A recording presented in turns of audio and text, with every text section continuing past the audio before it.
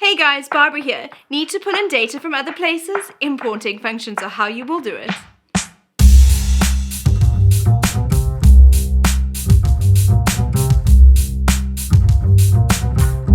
Google Sheets are stored in the cloud, which means moving and linking files in the cloud happens differently from other platforms that you may be accustomed to. There may be times when you need to create a new sheet using the data that already exists in another Google Sheet. If you copy the data from one spreadsheet to another, you will always need to update both locations. Using importing functions, you are able to create a live link between these two locations. This could be from one spreadsheet to another, or alternatively from a table or a list on a web page. Let's check these out. Here we have a demo dataset. We will import the product description and the product cost into a new sheet. Alternatively, you could import the entire dataset if you wanted to. However, it can be useful to only import sections if you don't want somebody to have complete access to all the data that is visible, but you need them to be able to see the active data. Let's move on to a new sheet. Because we are importing from another spreadsheet and there is a range that we are importing, whether it be 2 columns or the entire sheet, we will use the import range function.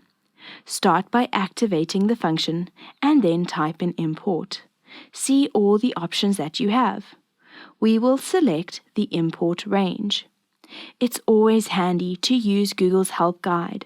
The first thing we need to do is add in the spreadsheet URL and then follow it by the range string. Let's start with the URL. We will head back to the spreadsheet with the data and copy the URL at the top.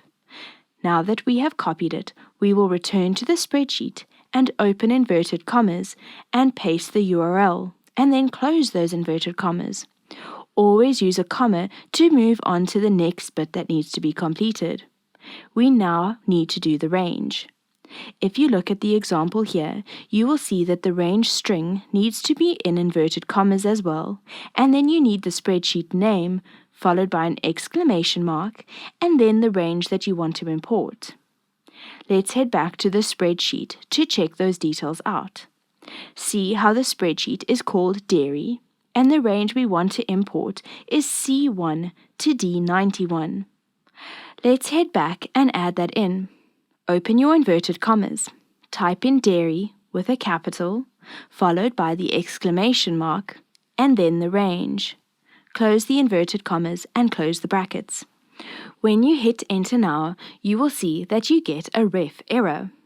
This is normal as you need to grant permission to import that data. You cannot import data from a spreadsheet that you do not have editing rights to. When you click on the cell, you will need to allow access. See how that data now pulls through? If we go back to the original dataset and make some changes, like make everything 5 Rand to show that dramatic change, when we go back to the imported data, you will see that all of that data has been pulled through. Notice what happens when I try to edit the imported range over here.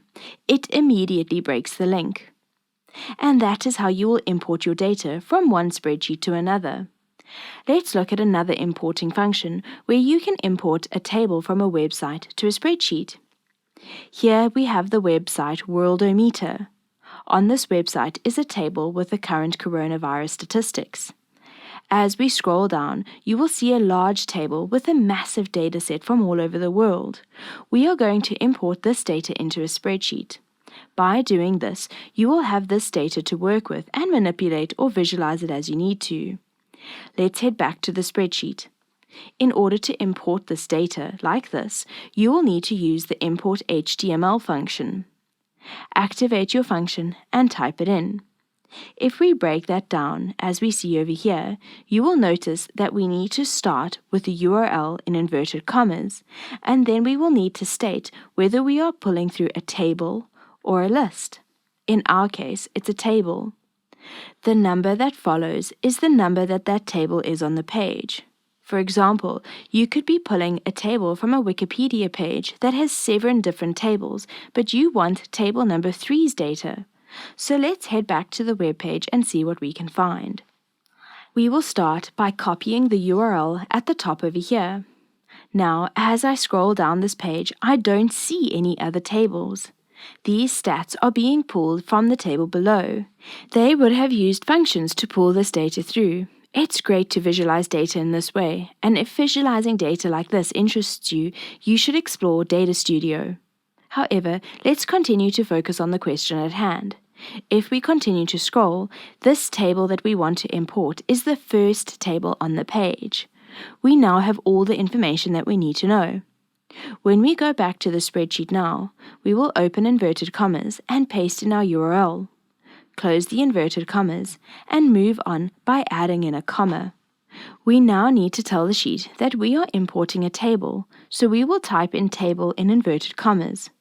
Move on with a comma, and then the table number we are pulling in from that web page is table number 1. Close brackets and hit enter.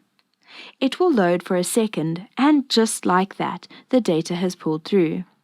This data is a live link to the website. When the stats change, your data will change here. If you want to use this as static data, copy it and paste it without formatting into a new sheet. Otherwise, insert pivot tables and charts to view the data in different ways. Those are the most commonly used importing functions. If you are interested in any of the others, type in =import into a cell, choose the one that you are interested in, and use Google's help guide to help you to unpack it. Alternatively, select Learn More, and a full article will open, which will give you great detail on how to use the one that you have selected, as well as all the other importing functions that are available to you.